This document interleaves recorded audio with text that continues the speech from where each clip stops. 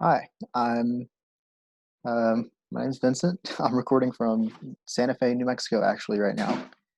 I want to do a demonstration of the chi-square distribution and how it changes as the degrees of freedom um, for the distribution change.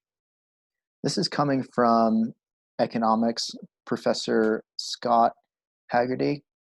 He just, I guess he does lectures and uploads them on YouTube. So I followed one of his. I was specifically looking for something just on how to draw distributions in general, and I saw this as an excellent statistical explanation or demonstration of what happens when these degrees of freedom are changed.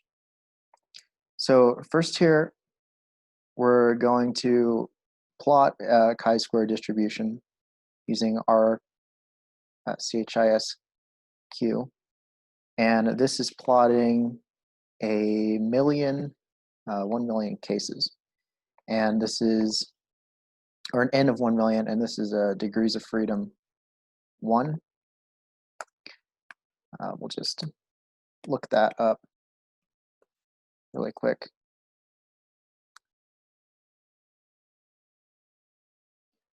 So X degrees of freedom, there's some other options there that we don't need. Now, we plot that. Oh, didn't seem to plot it. Oh, no. Okay, let's get rid of this. Okay, there it is. I'll zoom in here. So this is where we're at with degrees of freedom equals 1. So this is something that you can really only do a two-tailed test on, right? Because it's a squared distribution, very similar if not the same to the F distribution as demonstrated in class. How when the degrees of freedom change, we start to see it tail out more and the peakedness becomes less extreme. So I'm going to show you how to demonstrate this distribution changing over time with the increase in degrees of freedom. So what we have to do is write a little program. I can't remember what it's called. There's a word for it, but similar to when Dr. Hamlin demonstrated sampling and sampling error. So we're doing here is setting a seed. I just have a seed of 0. Where our data is so big in this demonstration, our seed isn't really going to matter very much here. Nothing's really going to change if we change the seed in this case. We're starting with L1, list 1, and we're going to concatenate the different degrees of freedom chi-square distribution examples here. So we're going to start with the degrees of freedom 1, 2, 3, 4, and 5 to start off, and R, when it's graphing, it really doesn't want to make more than 10 graphs in one planar space. So to keep that in check, we'll exponentially increase here from 10 to 25 degrees of freedom to 100 to 500 to 10,000. Now, degrees of freedom in chi-square is the amount of categories you have. So say this is non-parametric data, so we're talking like frequency. So if we said, the people that used the restroom today at the office, and we had women frequency of 6, men frequency of 10, something like that. So that would be the categories. So you have 2 categories, men and women, minus 1,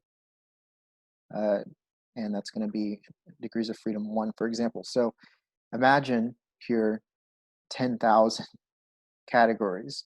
We probably wouldn't do it. I don't know. I don't know when you would use a chi-square that powerful, but I'm sure that there's a will, there's a way. So these two here are just for charting, beginning the charting. So we have our rows, and we're doing 5 by 2, and this one I don't quite understand. We're going by 2, and then we're repeating that 4 times. So 2 by 2 by 2 by 2. This will all be shown in the output on the graph, make more sense.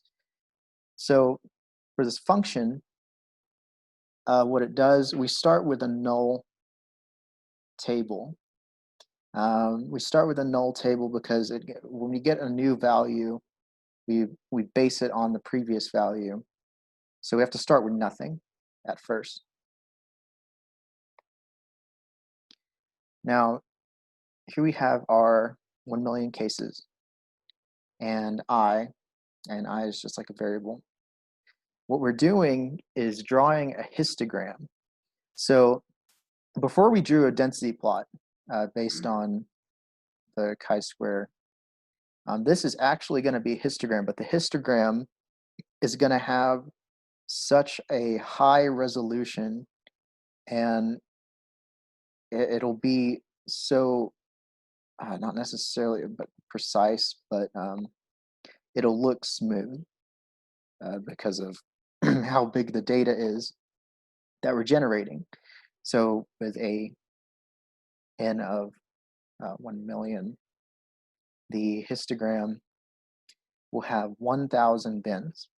So every bin is a plot on the, or a marker on the x-axis. So we're going to have 1,000 slots for the bars to go into, right? Probability, we'll have probability expressed down here, and df, we're going to color it green, and we're going to bind the mean, standard deviation, variance, and the variance divided by the mean.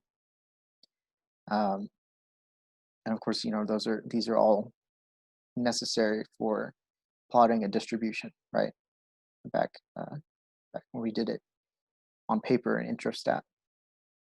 So we're creating an object, stats table. It started null, now we're going to make it into a data frame. And we'll have means, standard deviations, and so on as calculated up here. And the table commands as well. So you can highlight all this. Yeah, I'm sorry of my limited understanding of all of it, but tried my best to understand it as best as I could. I at least can run the function. I know what it's for, so that's that's good, right? Okay, so I have really limited space here, right, for my plotting. But zoom in, and we can see just a really cool demonstration of how this distribution approaches a normal distribution. The more complex it becomes, at least I would say that adds complexity if you're adding more categories to a design and a and statistics. So 1 degree of freedom. This is the original that we graphed, and as it increases, it begins to approach a normal distribution. So if we were to, I don't know how, but if we could plot all of these um, on the same, and you just overlay them all and do an outline of the curvature. And that would look very similar to the multiple curves that Dr. Hamlin has drawn on the F distribution. I have a little more time, so I think I can maybe explain some personal or some empirical data that I've gathered and how it applies to this distribution in the next video, and I'll just tack it on to here.